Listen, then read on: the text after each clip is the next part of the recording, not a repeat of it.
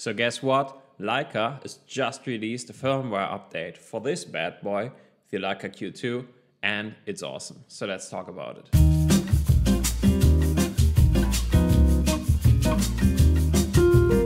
So I've spent the last weekend to try out some of the new features that the Leica Q2 offers now with this new firmware update, and I'm pleasantly surprised. But first of all, can we just take a moment to appreciate the fact that Leica even bothered to give this camera another big firmware update. I mean, this camera was released back in 2019, I think. So it's been out for a while, and they could have easily just packed those features into the new Leica Q3 whenever that will be released and called it a day. But no, they released a firmware update, so you get new features, and it really does help the Leica Q2 with many of the issues that I talked about in my comparison video between this and the Fuji X100V. So back in December of 2021, I made my first comparison video between these two cameras, the Leica Q2 and the Fuji X100V. And two of the main gripes that concerned me about the Leica Q2 were the much weaker JPEG quality as well as its video capabilities. So while I do appreciate the fact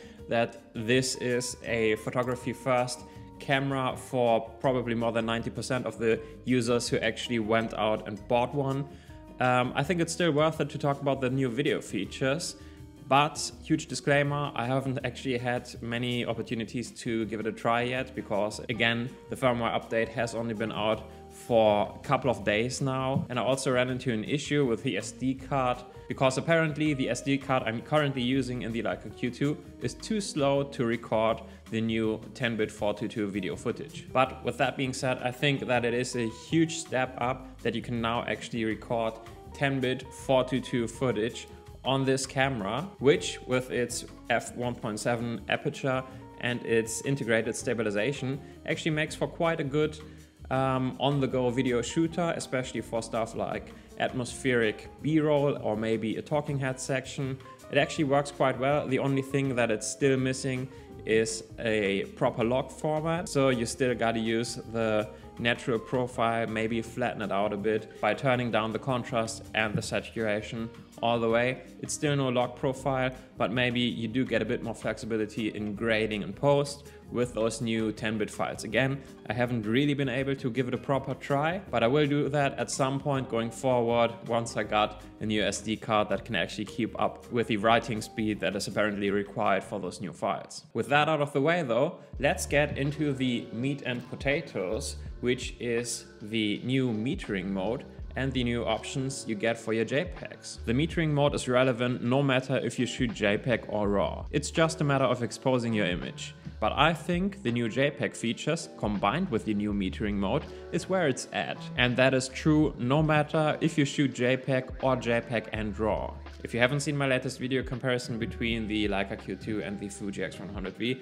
let me just quickly run you through why, in my opinion, it is important to have good quality JPEGs even if you are shooting RAW. So first of all, as Samuel from Samuel Street Life pointed out in his video about why he sold his Leica Q2, having good quality JPEGs is just very helpful when you're taking pictures, because a good JPEG should give you a good representation of the image that you just took, and that means that it is more fun to shoot and also that you can already gauge whether or not your image might work out or not after you're done processing your RAW file in Lightroom. That aside though, especially if you use the Leica Q2 like I do myself, mostly for documenting your life, and you also might not enjoy post-processing all of your images as much as some other people do, having good quality JPEGs is just nice because first of all you can save a lot of space if you don't have to make room for all of those RAW files, and also obviously you save a bit of time that you would have otherwise spent on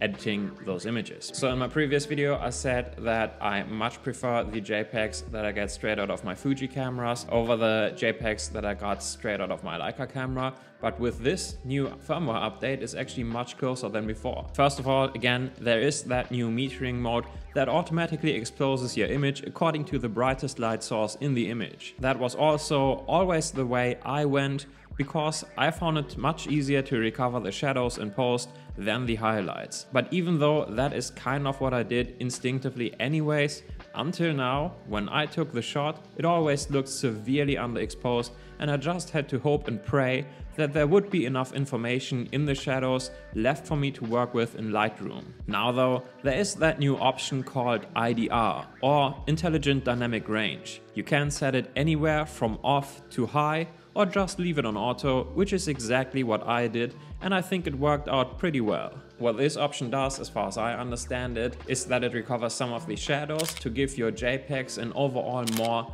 dynamic appearance. And that actually does wonders to the way that your JPEGs turn out and also to the way your shots look on your display after you just took them. Now again, this update has just been released and I've only been able to take a couple of test shots on a recent hike that I was on with my fiance last Sunday, so just keep in mind that this is no elaborate test. But still, in all of the shots that I took with multi-field metering first and then with the new highlight weighted metering in high contrast situations, I got much more pleasing results with the new metering mode and with the Intelligent Dynamic Range set to auto.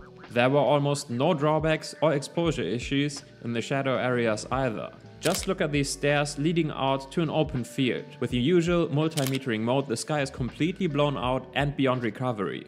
But with the new highlight weighted metering mode, it actually looks quite nice and natural. Same in this shot of some hills in the Black Forest. In the first image, you can barely even see the sky, doesn't look nice at all, while you get tons of information in the second shot with the new metering mode. Before Leica released that update, I was always frustrated by the dynamic range that I got from Leica's JPEGs. Having very contrasty images can sometimes look nice, obviously, but it makes for very stylized images. And most of the time, if you're just trying to document something, it actually can get a bit annoying. So therefore, what I did up until now was I just used their standard film simulation and turned down the contrast all the way to get a feeling of how much information I might have in the highlight and shadow areas to work with later on in Lightroom. Using the vivid film simulation was completely out of the picture for me because it was much too punchy and much too contrasty for my liking. But that is not the case anymore with this new firmware update, and halfway through last Sunday's hike I actually switched to vivid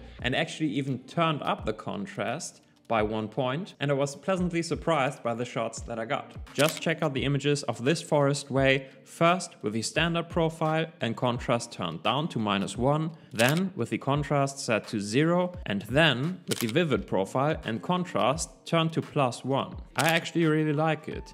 But just for shits and giggles, here's a shot that I took with my Fuji X100V with my usual custom film recipe and an 18mm lens of the same scene. I think I still prefer the Fuji, but I'm honestly not even that sure anymore, and I think that is huge. Now lastly, one of the other issues that I also pointed out in my comparison videos between the Leica Q2 and the Fuji X100V was the lackluster auto white balance on the Leica Q2. Sadly, the auto white balance is not mentioned anywhere in the release notes of this new firmware update, but I think it's still changed somehow.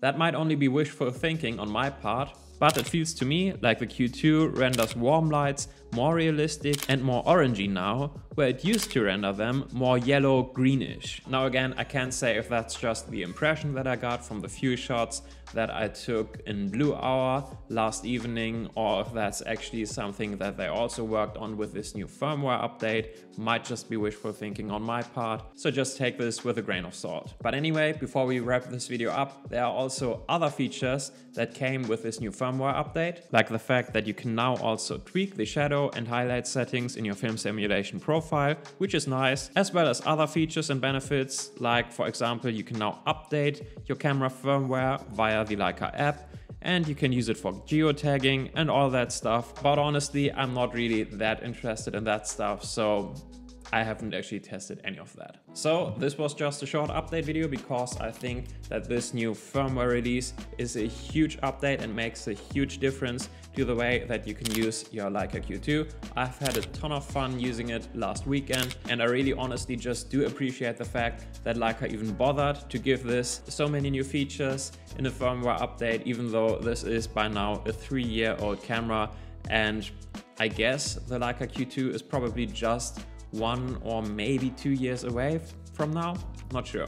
So yeah, let me know what you think about this new firmware update in the comments down below. Is it interesting to you? Do you just not care? Is there anything that you would like me to try out that I haven't covered in this video? Anyway, that's all I got for you today.